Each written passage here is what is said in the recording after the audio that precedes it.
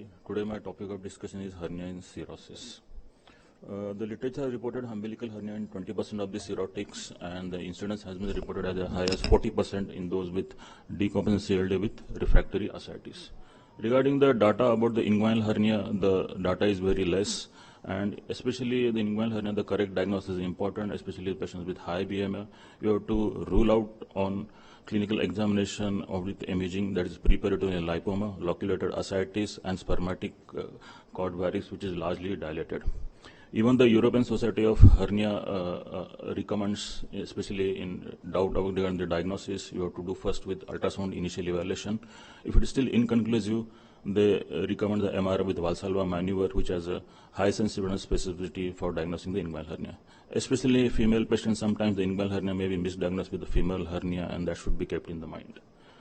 As compared to the general population, the incidence of complications are very high in cirrhotics, and it should be kept in the mind. What is the pathopathology? Main important is the sarcopenia due to nutritional failure, which leads to abdominal wall muscle weakness and also leads to the increase in size of the existing abdominal wall defects. The portal hypertension, importantly, is the ascites. As ascites increases, as per the Laplace's law, it increases the hernia size. And the next important is the venous dilatation, especially recanalized paraumbilical vein, which can increase the hernia size, also increase the abdominal wall defect. Especially in this patient, you should keep in mind the large umbilical varix in emergency setting. If you do operate, this can reduce the portal flow and leads to acute portal vein thrombosis and can lead to liver failure. So why these cirrhotic patients have poor outcomes? There are multiple factors which play in role.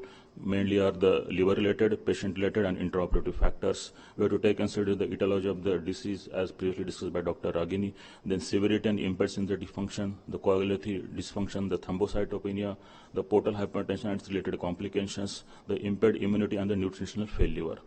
Regarding the patient-related factor, the age, especially in the elderly patient, the functional status of the patient, which is the frailty, the ASA class, and the other comorbidity, importantly in the diabetes.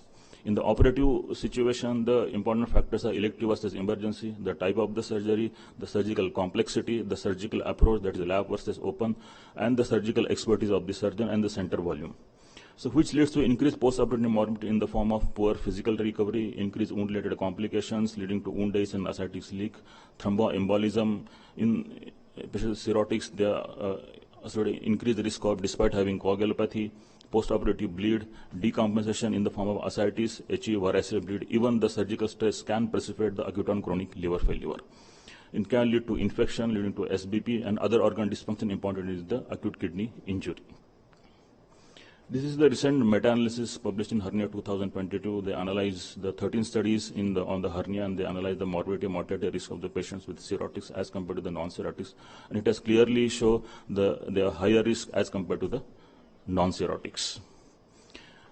In hernia repair, the important issues need to be considered before going the surgical management. First, we have assessment of the risk, then the preoperative optimization, then the timing of the repair, that is whether wait and watch approach or elective repair or emergency repair, the anesthesia type, whether local or general anesthesia, the operative approach, the lap versus open, and whether to do a primary repair or use a mesh repair. So first, the evaluation of the risk. The evaluation of the risk, the literature has shown the risk in the cirrhotic depends on the type of the surgery and also the ASA class. The ASA class, which assesses the basically does the global assessment of the patient preoperative comorbid state, and the compensated disease corresponds to the ASA grade 3, and the decompensated corresponds to the grade 4. And as the ASA grade increases, the mortality risk also increases. Also, the type of the surgery has the impact on the postoperative mortality. The highest the mortality has with the open surgery, followed by the abdominal wall surgery, and the least mortality is with the laparoscopic approaches. There are multiple risk scores which are devised for the assessment of the surgical risk in the cirrhotic patients. Mainly the CTP score, which has even the two subjective criteria, that is ascites and HE. The more objective criteria is based on the MELD score, which includes the total bilirubin, creatine, INR, and the sodium. And recently the Mayo risk score has been devised, and it has been validated in the Korean population. It includes the etiology of the liver disease and the ASA class. Recently, the vocal pain, basically it is a veteran outcomes and cost analysis in liver disease patient analyzed from the Peninsula Venia. And it includes multiple factors, including the emergency indication, the surgical type, the NAFLD, body mass index, platelet count, total bilirubin. But based on this, there are multiple cutoffs are derived in the patient with cirrhotics.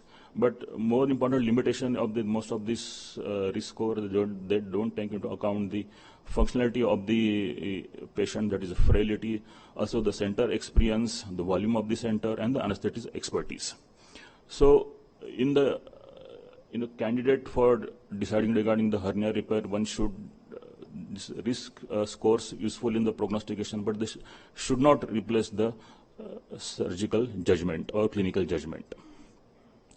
This was the basically there are no studies in the literature that directly compare all these scores, and there's one study which has to found the equate the CTP and MELD score, and they found CTP A equivalent to the MELD less than 8, and B equivalent to the 9 to 16, and C is equivalent to the 17. And compared the 1 month mortality in emergency elective setting, and it was comparable. Overall, in CTP A, the mortality risk is almost 10%, B is 30 to 60%, C it is more than 80%. And especially as the MELD score increases, even the risk of mortality increases in both in emergency elective setting. These two studies specifically analyze the risk in case of ventral hernia repair and one in umbilical hernia repair. The CTP C status was said with the increased risk of mortality more than 2.5 times. The MELD score more than 20 increases the risk 4 times. And this is one more study which analyzed the MELD score less than 15 versus more than 50, and the mortality was higher. It is 10% as compared to 1.3% in patients with MELD more than 50. This was a recent study. They stratified the patient based on MELD score, and they compared the mortality in the emergency and non-emergency setting. In non-emergency setting, in the ventral hernia patient, the morbidity and mortality is acceptable. As the MELD score increases, the mortality also increases, and in patients MELD score more than 15, the mortality risk in emergency setting increases more than 50%. So before going to surgical intervention, you have to preoperatively optimize this patient, especially nutritional. You have to give the high-calorie diet and increase the protein intake. You have to correct the coagulation and thrombocytopenia. In literature, there are no absolute cutoffs for INR or a platelet count above which. Just to say, is it for umbilical or for inguinal? Which hernia? I have combined both, sir. Because umbilical hernia. Most of the data is from umbilical hernia. This is all umbilical hernia in a cirrhotic. Yes, sir. By and large. Okay. So you have to correct the coagulopathy and thrombocytopenia, but in literature there are no absolute cutoffs for INR or platelet counts, correction of which increase the bleeding risk. Basically, you have to evaluate both the coagulation factors and fibrinolysis by thromboelastography or rotational elastometry. You have to correct the fluid and electrolyte balance, especially the hypovolemia, to avoid the AKI in the perioperative setting. You have to treat the hepatic encephalopathy. Important in the ascites in hernia management, you have to do salt restriction, avoid the fluid overload, use the diuretics. Sometimes you have to do scheduled paracentesis and the tips. In the literature, in tips regarding there is no data which has shown the several benefit for the tips in a perioperative setting, but I will come later on regarding the studies in the hernia. You have to optimize the renal function, especially you have to treat the AKI, you optimize the cardiopulmonary status. Varices patients with the prior history of bleeding or medium or large varices, you can use selective beta blockers, but it should be avoided in patients with refractory ascites and hepatitis CTP-C status as these patients have increased risk of mortality. Also, you do a diagnostic paracentesis to rule out SBP, and you have to treat it prior to surgery. These are the studies which there were limited case studies and one retrospective study which are perioperative tips in case of umbilical hernia repair. This was in 2004 and showed the 100% success of ascites, but it was older study and they have reported 40% tips tenos leading to hepatic encephalopathy, and the recurrence rate was reported in 40%. There's one more study which has compared the pre-op tips versus post-op tips in hernia repair, ventral hernia repair, and they've shown the success of ascites was almost 100%, and the recurrence was 0%. This was a recent study, it was a retrospective study. It has compared pre-operative tips versus surgery alone, and the success of ascites with tips was 83.3% as compared to 70%.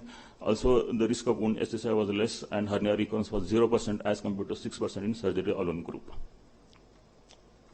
Regarding the timing of repair, so whether it is do wait and see approach or you have to operate this patient electively.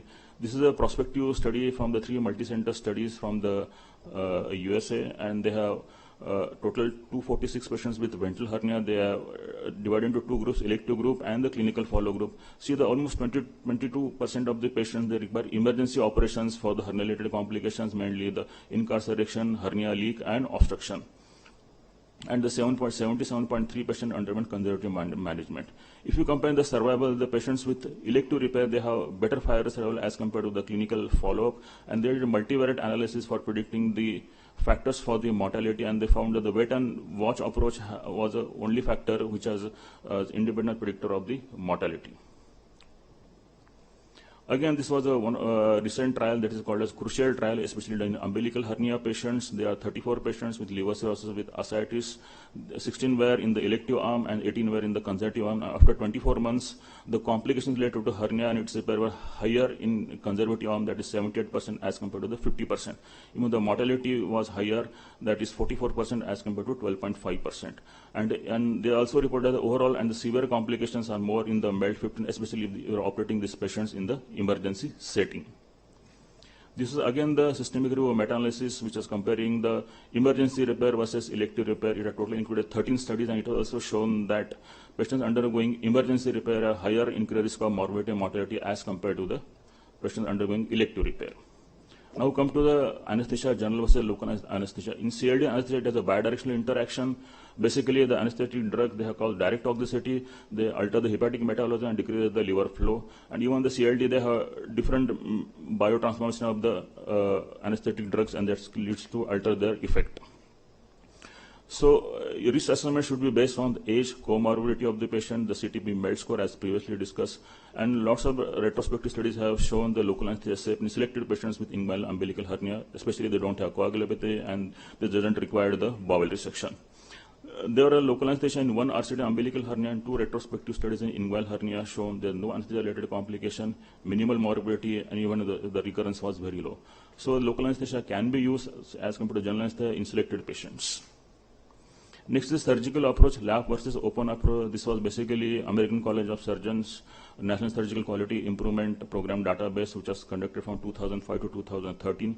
They compared large number of patients in the lap and open group. The lap group was especially have favorable profile as compared to the comorbidity index. They have lesser patients with incarcerated or strangulated hernia, lesser patients with ascites, and they have better serum albumin and low MELD score. And the laparoscopy group has shown the lower wound-related complication and the shorter length of stay as compared to the open river. Importantly, patients with low preoperative albumin level has found to be independent prognostic factor for all postoperative complications. This was the studies, another study comparing this same study comparing the open and open and laparoscopic ventral hernia repair. See the mortality, systemic morbidity, that is other systemic complication, unplanned operations, they are comparable. But they did a subgroup analysis in the patients with ascites, that is 35 patients, they have found increased odds ratio for the mortality, systemic morbidity, and unplanned reoperation. So even the European Society of Hernia, they don't recommend patients with laparoscopic approach in patients with cirrhosis with refractory ascites. Again, this was one more study conducted in inguinal hernia patients. Again, it is American College of Surgeons NSQIP database. They compared the lap versus open group. Laparoscopic group had fewer patients with high MELD and only 12 patients with refractory ascites. They did not compare the data between the totally extraperitoneal repair or transabdominal preperitoneal repair.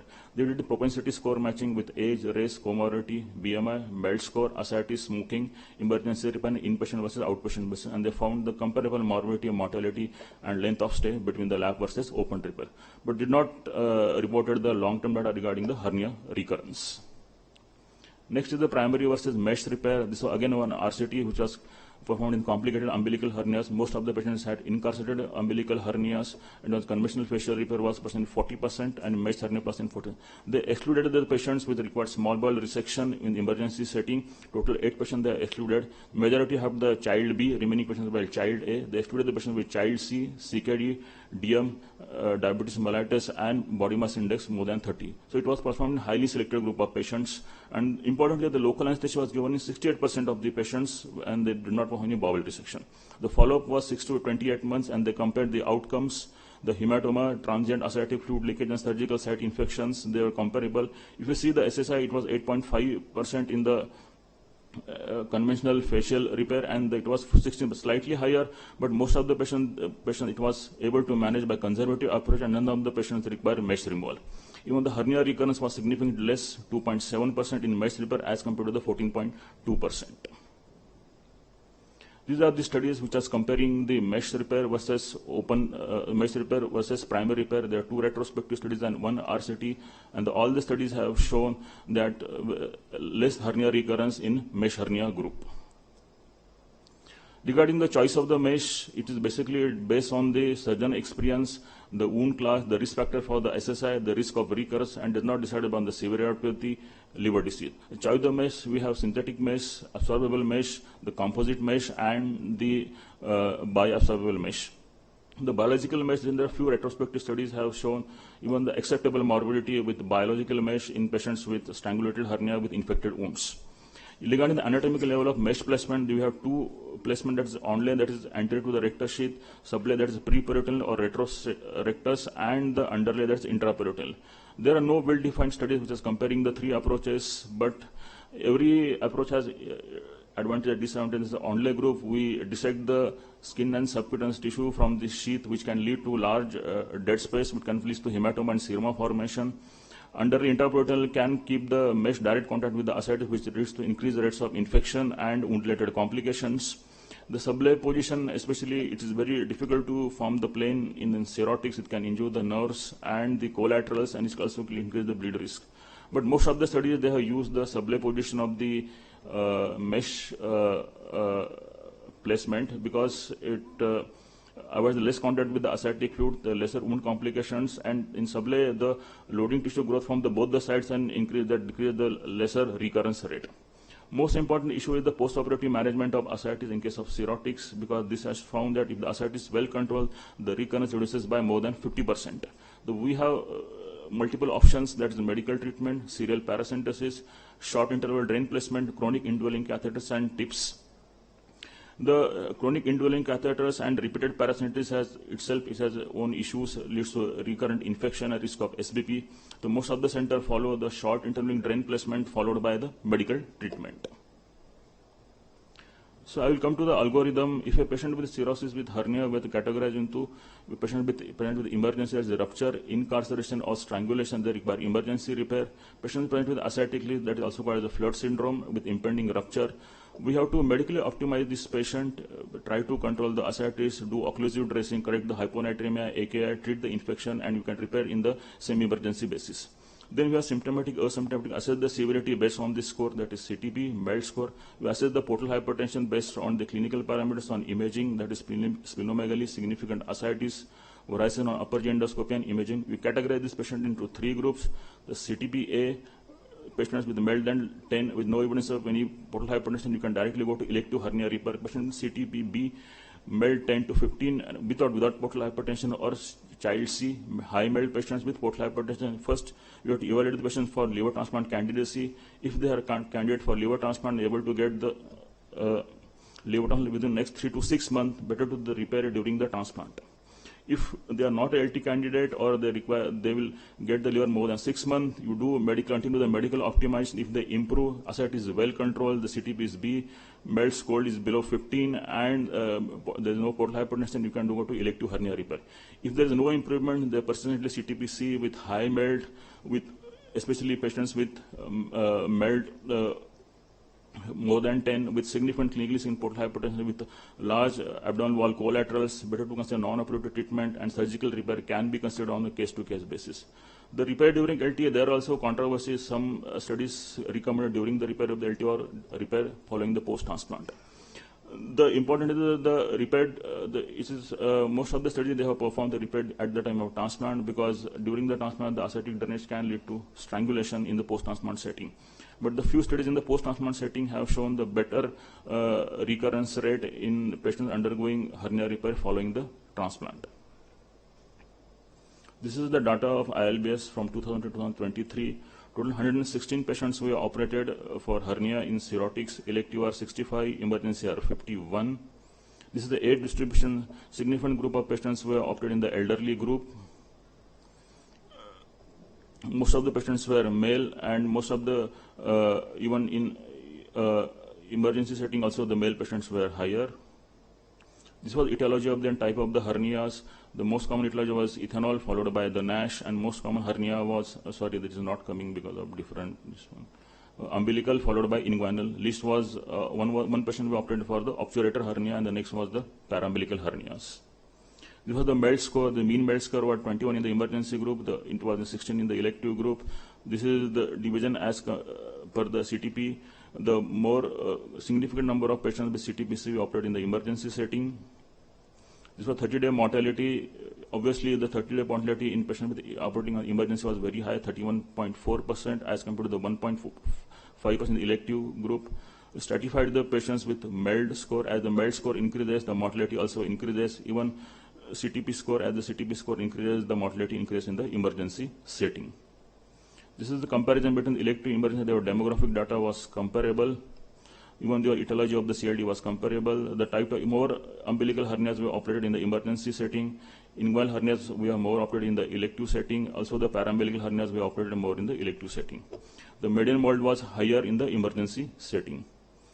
If you see child C status, the child C was more, almost 50% of the patients we operated in the emergency setting, and in the elective setting we operated more the child A patients. Even the higher patients in the emergency setting, they have preoperative AKI, they have hypoalbuminemia, and they have coagulopathy.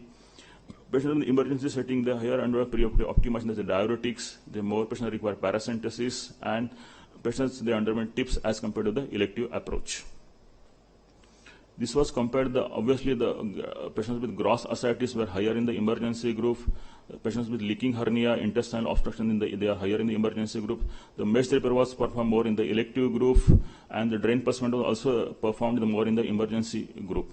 The bowel dissection was also performed more in the emergency group. If you compare the post of morbidity and mortality, the wound-related complication, organ dysfunction, that is including kidney and cardiopulmonary, it was more in the emergency setting. The readmission rate was also higher in the emergency setting, and 30-day mortality was also higher in the emergency setting. Thank you.